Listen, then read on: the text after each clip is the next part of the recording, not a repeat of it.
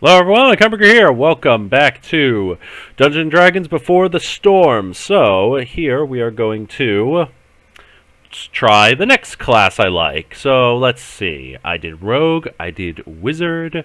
Let's see. I'm going to say about... let's go with Fighter next.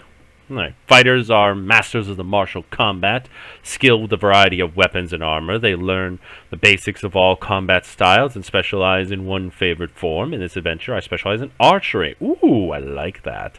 If I knew that, I probably would have picked that over the wizard. Actually, you know what? The little icon of the bow and arrow thing should have been a dead giveaway. The combination of broad general skills and specialization makes fighters superior combatants on battlefields and in dungeons alike. Yep, that's a me. I'm a fighter. I got good dex, got good con, good dex. It means I'm good with my archery. And okay, 12. Okay, that's not bad. That's not bad. Acrobatics, animal handling, history, perception, survival. Alrighty. I'm a wood elf. Oh, okay, cool. Just like before, the elves. Elves are people of grace, Feywild, blah blah blah. I'm not going to repeat myself. Alright. Ooh, folk. I got a folk hero background. Parents lived in the prosperous village of Thundertree, east of the city of Neverwinter, and at the edge of the Neverwinter forest. But when nearby Mount Hotenow erupted 30 years ago, parents fled, carrying you in your infancy. Your family drifted from village to village throughout the region, finding work as laborers where they could. As an adult, it's become clear to you that everyone around you... that you are destined for much more. Okay, this creates a slight contradiction. Elves can live a very long time. Elves aren't even considered adults until they're at least 100.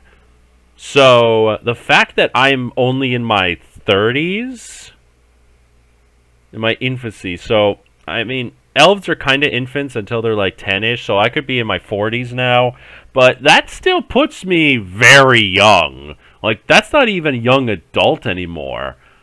Like, that's an anime thing where, like, the middle schooler has to fight the demon lord. I'm an elvish middle schooler with a bow.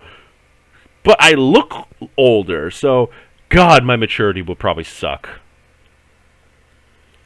Spent the last few years in Neverwinter as a carpenter working at the city's bustling docks. On this particular morning, you smell the salty air and hear the squawking of seagulls through the window over your workbench. The owner of the woodworking shop, a master of some renown named Etain, looks sorrowfully at the crossbeams you've been planning. "You'll get there, kid," he says, but his eyes tell what you've been told by the others in Neverwinter again and again. Maybe carpentry isn't merely your calling. Today the folks at the docks are in a chipper mood. Passers-by exchange smiles with you each time you look at the window. "Morning, hero," one calls in passing. Hero is the nickname you've been given since you helped run a local troublemaker out of town. People say it as a joke, but someday you'll come into your own. Someday you'll be a real hero. Yeah, this is an anime bullshit. Alright. Alright, and hey, isn't that the guard? Whatever. The shop bell rings and you look up to see your friend Shawley. Shawley, standing at the door. "I need to talk to you tonight," she gives a serious look. "Let's meet at the Beach Leviathan in the hold. You know of the place, a local tavern for sailors and scallywags." Alright.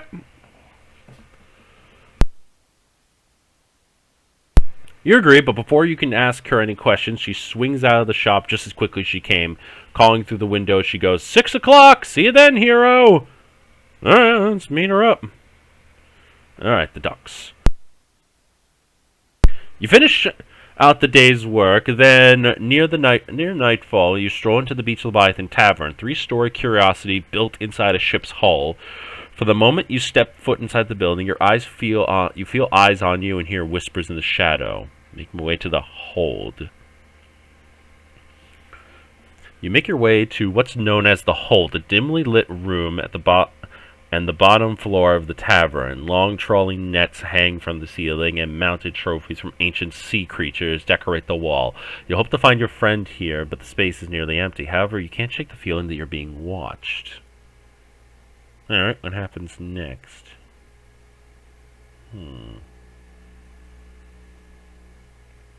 Alright, let's look over my shoulder. Average 15, okay.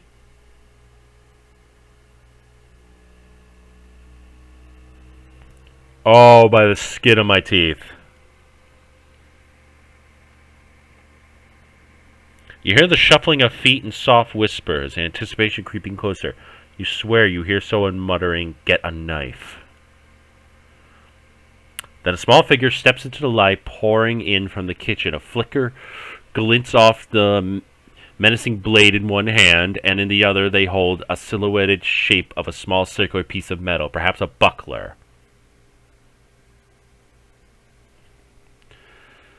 Alright, let's do this. I try to lunge for the knife. No, I don't. I'm gonna get stabbed.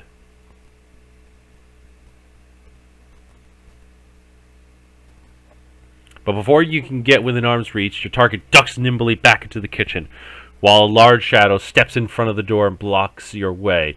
You notice more figures crowding into the room from all exits. You're trapped. Almost at once, the shadow figure lunges forward and cries out in unison, "Surprise!" Oh, you fucking gotta be kidding me. The room lights flare and you see the cheery faces of your friends from the docks. The cook steps from the door with a festively decorated cake on one hand and a serving knife in the other. Oh, you asshole. Strong dock workers and sea-worn sailors come up one by one to hug you. You wipe the sweat from your brow and smile at everyone. "What's the surprise, you ask?" Shawley pokes. "Well, it's been a year since you put that old saw in his place, and it's been the best year of our lives." "Hear, hear!" comes a cheer, then laughter. So it's like, "And we had to get a cake for our hero's going away party." She slips a piece of paper in your hands, which turns out to be a ticket for a boat leaving Pier 9 tomorrow. What? Wait, where am I going? "We've always said you're too big for this town." She motions to the ticket in your hand. "A hero needs an adventure." A shout comes from a crowd, following by a boisterous cheer. Shawsey goes, "In the remote cloister of Dragon's Reach lives an old sage who supposedly possesses great wisdom, or possibly supernatural insight. The cloister holds a temple to the dragon god Bahamut, who is a patron of heroes and champions of justice. Maybe Elder Runara can help you determine exactly what your heroic destiny is and set you on the right path to fulfill it, so you can become the hero you are meant to be. I'm gonna miss you, hero." Another friend gives you a hug. "You know what? I'm gonna party all night long." It's time to get fucking drunk. Oh, I can hold my liquor. Perfect.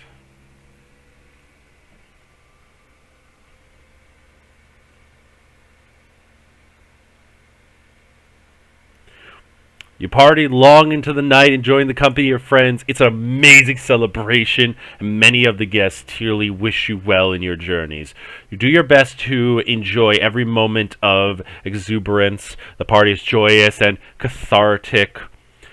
It carries on late into the night. Eventually, as the sun begins to peek over the city spires, the festivities come to an end. I rest in my bed.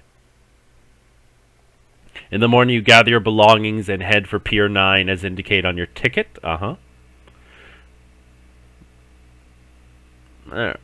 As you approach the docks, you see an oddly familiar boat as the gangplank stands with a man with patchy whiskers and pointed ears. To your horror, you recognize the man that drowsed the dredge, the old saw Charlie spoke of. This cruel sea captain terrorized the docks with flogging and tumultuous fits of rage, and you ran him out of town last time he was here. What in the nine hells you want, Sea Flea?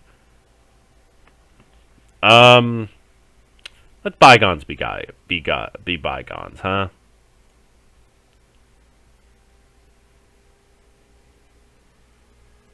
No. That ain't gonna work.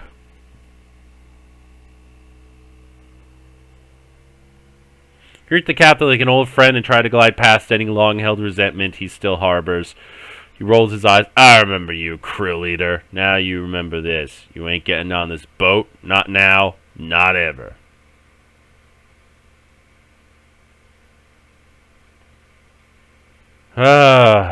Okay. Alright. Let's try the stowaway approach. You step back and start poking around for another way in. Alright. There we go.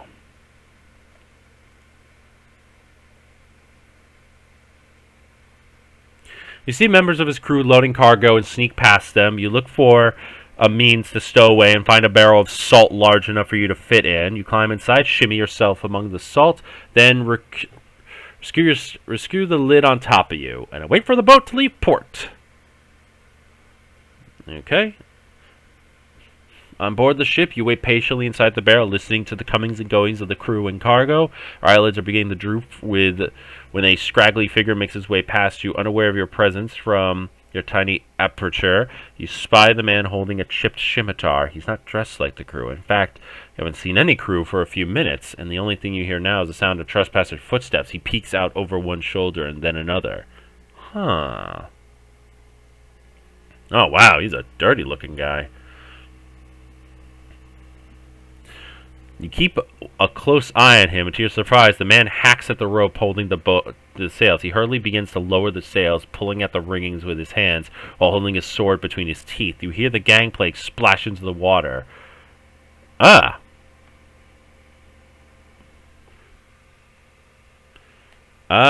Let's try netting him first. You inconspicuously shuffle over to a large trawling net and attempt to toss it over the marauder. Alrighty.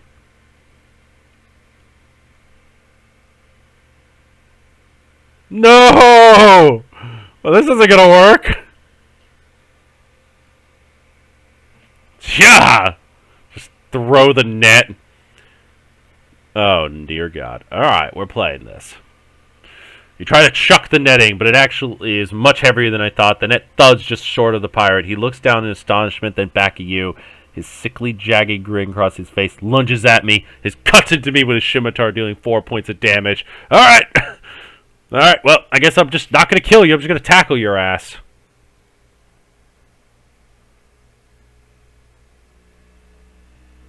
There we go.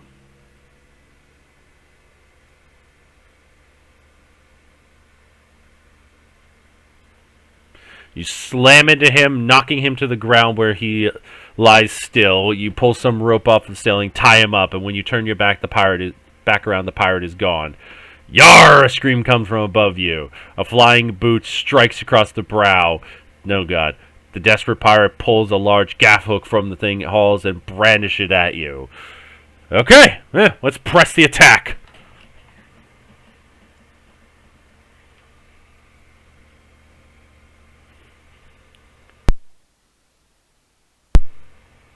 Alright, that'll do. You jump across the deck, stepping over the block and tackle, leaping to and fro to dodge the incoming sword swings.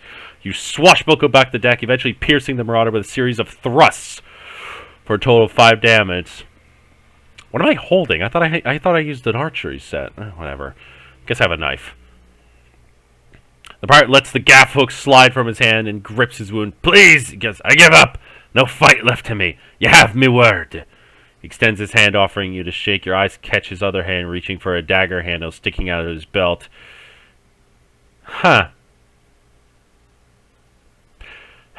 Well, you know,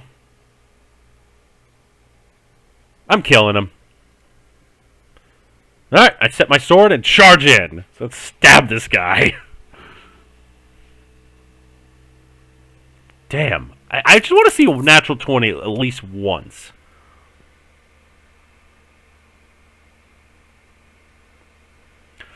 Your attack finds purchase in his abdomen. He groans and falls limp, sliding it off your blade into a whimpering heap. You throw him off the side of the boat to the pirate's funeral. With a splash, the would-be boat thief falls into the ocean. Having witnessed your battle, some sailors on the pier raise a cheer. Once you've navigated the vessel into the harbor, the crew places the gangplank. Drowse, the haggard ship pirate, is the first aboard. You damnable kraken pump! You saved me ship. Now, that won't be keeping me from hating your blubbery guts, but I do owe you my thanks, he says begrudgingly. I'll honor your ticket. Get your things, we set sail in the morning. At dawn the next day, you set sail for your next adventure. Huzzah!